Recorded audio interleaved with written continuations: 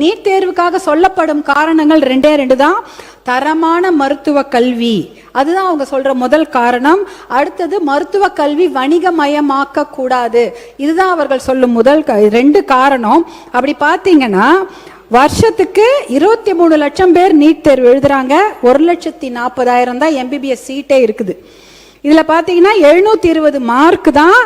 ஆனா 110 மார்க் எடுத்த ஒரு மாணவர், அதாவது 15% கூட கிடையாது, 110னா 15%, தகுதி கூட இல்லை. 40% எடுத்தாதான் பாஸ்ன்னு சொல்றோம்.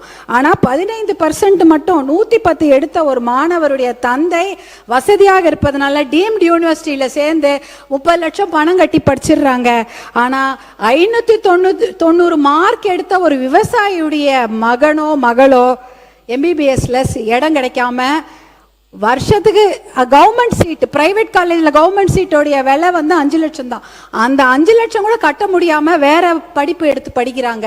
அதே பார்த்தீங்கன்னா 50,000 ரேங்க், ஃபர்ஸ்ட் ரேங்க் செகண்ட் ரேங்க்னு சொல்றோம், 50,000 ரேங்க் எடுத்த ஒரு மாணவர் அவங்களால எம்பிபிஎஸ் படிக்க முடியல.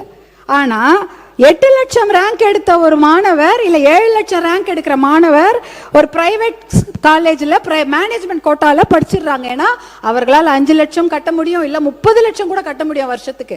இதனால ரெண்டுமே எதற்காக இந்த நீட்டை கொண்டு வந்தாங்க? தரமான மருத்துவ கல்வி. அப்போ 15% வாங்கின மாணவர் மருத்துவர் ஆயிடுறாரு, 50% 80% வாங்கின மாணவர் மருத்துவராக முடியல. வணிகமயமாக்கப்படுவதை தடுக்க வேண்டும். நாங்க அப்ப கூட 30 லட்சம் 5 லட்சம் கட்டக்கூடியவங்க எல்லாம் சீட் வாங்கிடுறாங்க. அதை விட அதிகமான கொடுமை பார்த்தீங்கன்னா நீட் தேர்வுக்காக படிக்கக்கூடிய அந்த கல்வி அந்த பயிற்சி கட்டணம் 1.5 லட்சம் கோடி ரூபாய். அது மிகப்பெரிய வணிகம் இன்னைக்கு கல்வித்துறையில் நடந்து கொண்டிருக்கிறது. இதெல்லாம் பார்க்கும்பொழுது பார்த்தீங்கன்னா இந்த ரெண்டு காரணமே அடிபட்டு போயிடுச்சு. அதனால நீட் தேர்வு என்பது கண்டிப்பாக தேவையில்லை.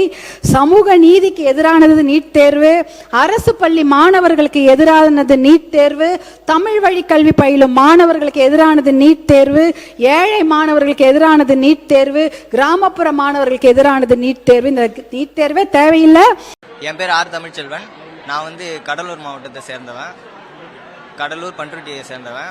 நான் 6th-லேருந்து 12th வரையும் கவர்மெண்ட் ஸ்கூலில் தான் படித்தேன். கடலூர் மாடல் ஸ்கூல்ன்ற கவர்மெண்ட் ஸ்கூலில் படித்தேன். நான் 12th 582 மார்க் எடுத்தேன். என்னுடைய நீட் மார்க் 561. தமிழகத்தில் நான் 6வது இடத்த பிடிச்சி ஸ்டாண்டில் சீட்டு வாங்கியிருக்கேன். எனக்கு பொருளாதாரம்னு பார்த்தா எங்கள் குடும்பம் ஒரு ஏழ்மையான குடும்பம் தான். எங்கள் அப்பா ஒரு டிரைவரு. டிரைவராக இருந்தாலும் அதெல்லாம் பார்த்து ஃபினான்ஷியலாக எங்கள் அப்பா பார்த்து தான் என் விருப்பத்துக்கு இதாக தான் படிக்க வச்சாங்க. டாக்டர் ஆகணும்னு எனக்கு ஒரு ஆசை தான். டாக்டர் ஆகணும்னு எனக்கு ஒரு ஆசைன்றதோட எங்கள் குடும்பத்தில் நான் தான் முதல் பட்டதாரி. எங்கள் அப்பாவுக்கும் எங்கள் குடும்பத்தினருக்கும் எல்லாருக்குமே நான் டாக்டர் ஆகணும்னு ஒரு ஆசையில் தான் என்னை படிக்க வச்சாங்க. நானும் ஸ்ட்ரெஸ் இல்லாமல் படித்தேன். எனக்கு படித்தது இன்ட்ரெஸ்டிங். நீட்டுன்றது ஒரு இன்ட்ரெஸ்டிங்கானது தான். ஈஸி தான் இது.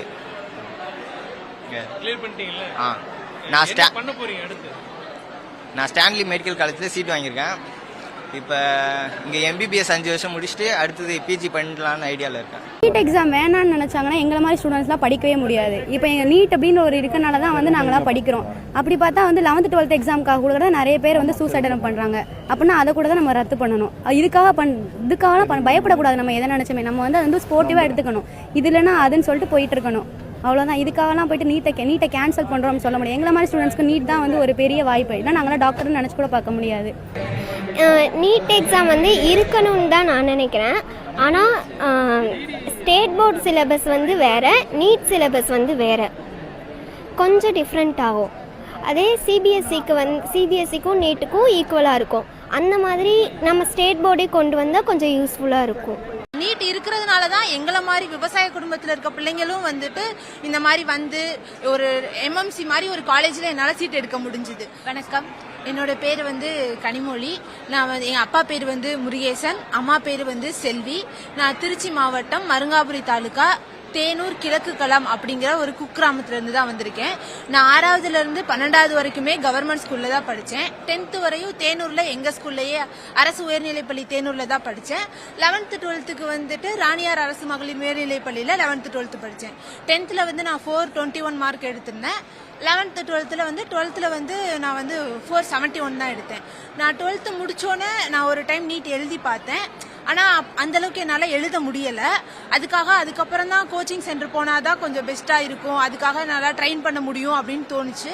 அதனால் அப்பா கிட்ட சொன்னப்போ அப்பா வந்துட்டு சரி நீ படி அப்படின்னு சொல்லிட்டு படிக்க வச்சாங்க.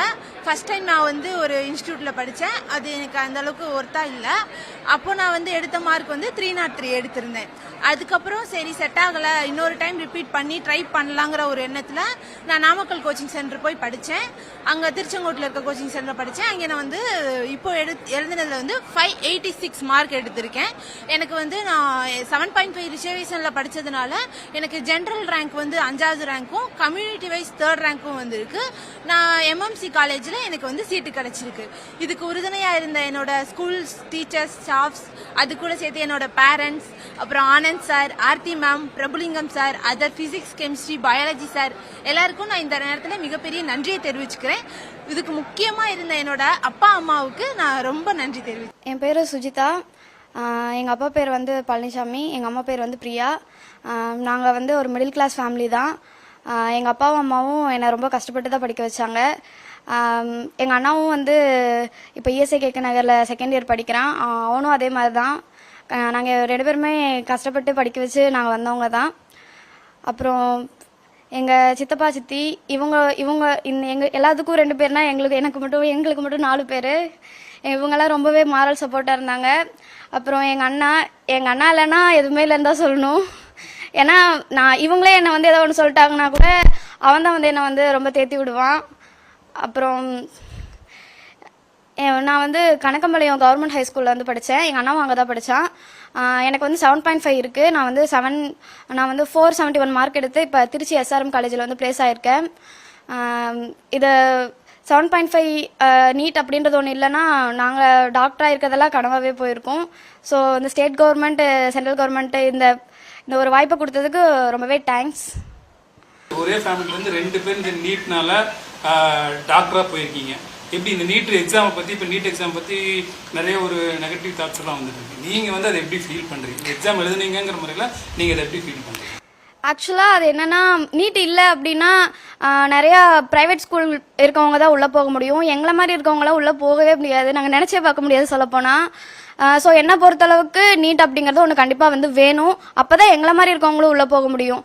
அதே மாதிரி 7.5 அப்படிங்கிறதும் ஒன்று வேணும்.